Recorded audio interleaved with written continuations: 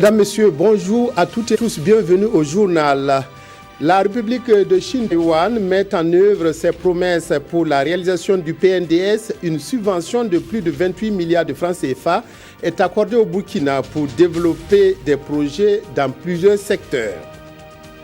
Le comité d'organisation du 25e FESPACO, qui aura lieu du 25 février au 4 mars, fort de 19 commissions, a été installé ce matin et va travailler dans un contexte financier et matériel difficile pour le succès de l'édition 2017. Mais tout d'abord, le nouveau bureau de la Chambre de commerce et d'industrie du Burkina a été reçu hier par le Premier ministre. Cette audience était en quelque sorte une prise de contact entre la nouvelle équipe dirigeante de la Chambre de commerce et le chef du gouvernement. Elle a toutefois permis d'évoquer les défis pour l'amélioration du climat des affaires et le partenariat public-privé. Reportage Kuala Nebié, Vincent Kendrebeogo. Prise de contact entre le Premier ministre Paul Kabatieba et la nouvelle équipe dirigeante de la Chambre de commerce et d'industrie du Burkina. L'objet de la visite était présenter donc, le nouveau bureau consulaire et également souhaiter nos vœux de santé de paix 2017 à son Excellence de Maison et également décliner nos programmes, les objectifs le nouveau bureau. Des défis urgents attendent le secteur privé burkinabé. Les concessions entre les acteurs, amélioration du climat des affaires et ces businessmen comptent y a les jours à venir. Nous avons prévu des rencontres entre nous-mêmes, le secteur privé, pour se réconcilier avec elles-mêmes. Et également voir avec nos partenaires, qui est l'État, pour améliorer le climat des affaires. Donc, à ce titre, nous avons proposé la tenue d'un forum rapidement sur le sujet du jour, qui est le PNDS, surtout dans son volet partenariat public-privé, que l'État et le privé se retrouvent pour discuter quel sera le rôle du privé dans ce nouveau concept. Photos de famille ou blocs autour du chef du gouvernement face à projet de développement. En tous les cas, l'engagement de ces opérateurs devrait rassurer le Premier ministre quant à la mobilisation des ressources au plan national pour son PNDS. Effectivement, du DS, parlons-en, plus de 28 milliards de francs CFA pour financer 26 projets prioritaires du PNDS. La République de Taïwan met cette subvention à disposition du Burkina. Une convention a été signée ce matin entre le ministre de l'économie et l'ambassadeur de Taïwan. L'enveloppe allouée sera destinée notamment à appuyer les secteurs de la santé, de l'éducation, de l'agriculture et de l'énergie. Reportage Kosun Kli Tanga Kafando. Par cette signature, la République de Chine-Taïwan met à la disposition du gouvernement burkinabé 28 milliards 625 millions de francs CFA, la concrétisation des engagements pris lors de la 11e commission mixte tenue en septembre 2016. Un financement sous forme de dons pour la réalisation de 26 projets prioritaires dans le cadre du PNDS. Ce qu'il faut saluer parce que la commission mixte, la 11e commission mixte s'est tenue seulement en septembre dernier et suite à cette commission mixte et suite aussi aux engagements d'appuyer le plan de développement économique et social, l'ambassadeur a fait diligence pour que nous puissions signer effectivement cette convention. L'agriculture, la santé, l'éducation, l'économie, l'énergie, la défense, l'environnement et le développement culturel et artistique sont les secteurs qui bénéficient de ce financement. Il y a le projet de prière, il y a aussi le projet d'assistance technique au système d'irrigation et de production de semences de riz de qualité à bas gré. Nous allons continuer nos projets de construction des centres régionaux de formation professionnelle et aussi d'établir le système de certification. Il y a le projet de Une norme pour l'Afrique. Ce montant constitue donc les premiers milliards des partenaires pour le financement du PNDS et ouvre donc la voie aux autres milliards tant attendus. Le contenu du plan stratégique 2020 de l'Assemblée nationale présenté aujourd'hui aux députés. L'objectif de ce plan est d'identifier les actions prioritaires de l'Assemblée et de les organiser en vue de permettre aux élus nationaux de jouer pleinement leur rôle et leur éviter ainsi la navigation à vue. Reportage d'Aouda Ouattara, Zalissa Sanfo. contenu du plan stratégique 2016-2020 de l'Assemblée nationale. Un plan de 4 ans destiné à permettre aux députés d'assurer pleinement leurs fonctions de représentation, de législation et de contrôle de l'action gouvernementale. Le plan stratégique, c'est notre boussole pour les 5 années. Il y a de vent favorable pour qui ne sait où il va. Alors, nous avons voulu avoir un gouvernail pour qu'à chaque étape, c'est-à-dire année après année, nous puissions évaluer non seulement nos missions à l'Assemblée nationale, mais également le parcours qui nous reste à faire. Toutes les actions préalables au bon fonctionnement de l'Assemblée nationale et de l'atteinte des objectifs sont contenues dans ce plan stratégique. Et il n'y a pas que les députés qui sont concernés. Il est déjà fini d'être élaboré, il a été adopté par le bureau de l'Assemblée. Donc ce qui reste, c'est mettre tout le monde, tous les travailleurs parlementaires, j'entends les députés élus, mais également le personnel de l'administration parlementaire au même niveau d'information pour que tous ensemble nous puissions avancer. Ce plan est financé par le gouvernement du Canada dans le but de renforcer les capacités des députés et du personnel parlementaire pour l'ancrage de la démocratie au Faso. Koudougou, première ville à accueillir le nouvel ambassadeur des États-Unis au Burkina, André Young, est allé dans le Bulki-MD s'informer du fonctionnement du centre américain financé par l'oncle Sam. Il s'est aussi entretenu avec le gouverneur de la région et les agents du corps de la paix en formation à Koudougou. Reportage Pamadrogo Jean Zongo, Sanoa, Christine Koulibaly. Bref entretien avec le gouverneur de la région du centre-ouest qui, en une vingtaine de minutes, a présenté la région, ses potentialités et ses vies. Voici André Young à l'université de Koudougou. Là, il est allé s'enquérir du fonctionnement de l'espace américain, fruit de l'excellence des relations entre l'université et l'ambassade. Il y a de gros investissements techniques. Vous avez vu l'écran que nous appelons écran intelligent. Il a coûté autour de 10 millions, ce qui n'est pas rien.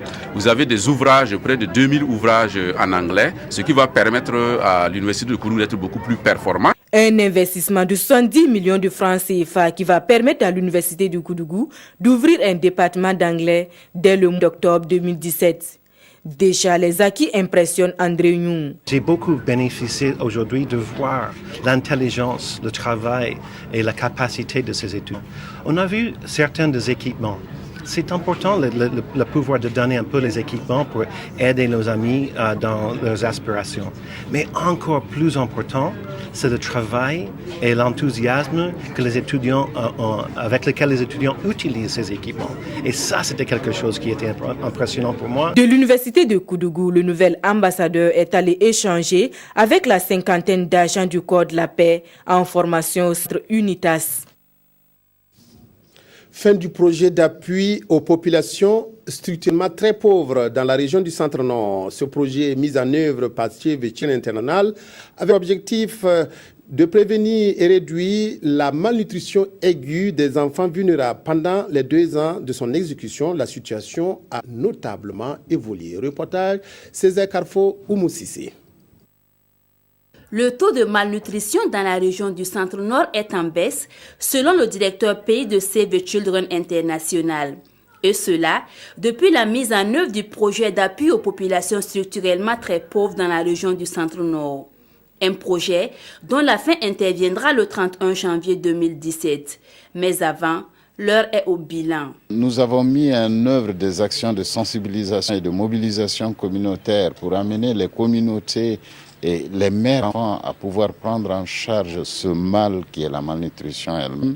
Nous avons fait un appui au centre hospitalier en mettant du personnel à disposition qui travaillait dans les centres de réhabilitation nutritionnelle. Nous avons construit des latrines, nous avons équipé les centres de santé de dispositifs de lavage de mains.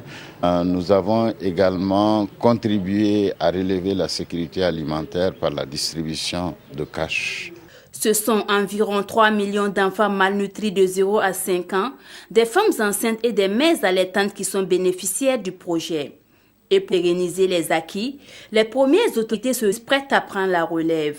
Il y a plusieurs politiques qui sont en train d'être mises en œuvre et ces politiques-là permettront de supplier pour pouvoir poursuivre la pérennisation du projet dans notre région. Malgré la fin du projet, Save Children International promet maintenir sa présence et son partenariat avec les autorités régionales dans le cadre du projet Victoire sur la malnutrition, projet VIM. Nous sommes à un peu plus d'un mois de l'ouverture de la deuxième émission du Festival panafricain du cinéma et de la télévision de Ouagadougou, FESPACO, événement cinématographique important qui se prépare depuis des mois. Un comité d'organisation pour appuyer la délégation générale du FESPACO a été installé ce matin par le ministre Tahirou Barry. Il est composé de 19 commissions. Les précisions de Salif Belem et de Mounir Akiri. 19 commissions composent le comité national d'organisation de la 25e édition du FESPACO. De la commission artistique au jury en passant par la sécurité, ils sont une soixantaine de membres qui ont pour mission de faire de ce grand rendez-vous du cinéma africain une édition exemplaire et historique. Il est certain que ce comité ne vient pas pour recommencer tout. Vous savez très bien qu'en 6 semaines, c'est effectivement un travail qui a été fait à la base. Et donc le comité vient appuyer la délégation générale du FESPACO, donc qui a fait un travail immense depuis déjà 2 ans. L'édition 2017 de la Biennale du cinéma africain va coûter environ 1 milliard de francs CFA. Et au regard des défis, le ministre de la Culture appelle au sacrifice de soi. C'est le but du 24 heures chrono. J'attends de ce comité beaucoup d'engagement, beaucoup d'abnégation, beaucoup de sacrifices pour faire du FESPACO une référence historique. Parce que les défis sont énormes, les conditions financières et matérielles sont très contraignantes. C'est pourquoi je demande à l'ensemble du comité d'organisation de faire preuve de compréhension et surtout d'engagement, de sacrifice. Le FESPACO est prévu du 5 février au 4 mars prochain sous le thème « Formation et métiers du cinéma et de l'audiovisuel ». 150 films sont en compétition et plus de 100 000 spectateurs sont attendus en salle. La célébration du premier anniversaire de l'attaque terroriste de Capuchon et de l'hôtel Splendide et l'hommage qui sera rendu aux victimes commenté par les journaux de ce jeudi. Ils reviennent aussi sur la fin du procès des militaires de l'ex-RSP. Le commentaire est signé Abdoul Rasmane Zongo. C'en est un acte fort en mémoire des victimes de la barbarie de janvier 2016, évoque Sidouaya. L'hommage sera ponctué d'offices religieux ce vendredi pour les musulmans, le dimanche pour les chrétiens catholiques et protestants. À cela s'ajoute une marche blanche et un dépôt de gerbes de fleurs. L'initiative est du gouvernement Tchéba, encore soudé au complet pour ce anniversaire, car des nuages se condensent davantage dans le ciel du gouvernement burkinabé. En fait, le spectre d'un remaniement imminent est en vue, chuchotent les éditions Le Pays, citant le confrère Jeune Afrique.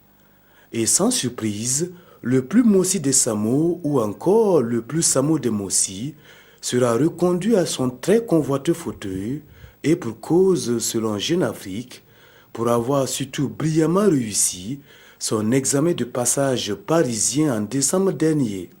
Revenons sur votre série judiciaire ou encore le procès Caporal Madi Ouedraogo et compagnie affiche aujourd'hui au Faso, puisqu'ils volent la vedette à tout le monde. Parleront pas, se questionne aujourd'hui au Faso au sujet des généraux Pingrenoma et Diendéré, car cités par la présumée tête pensante du projet d'attaque à la Maka, a ensuite d'autres révélations pour le moins accablantes. C'est une invocation pressante de la défense, confie le journal, et objection du parquet, au motif qu'il n'y a pas nécessité à l'étape actuelle des débats de faire intervenir les généraux cités. Merci d'avoir suivi cette édition. Merci de votre aimable attention à la RTB. Excellent après-midi.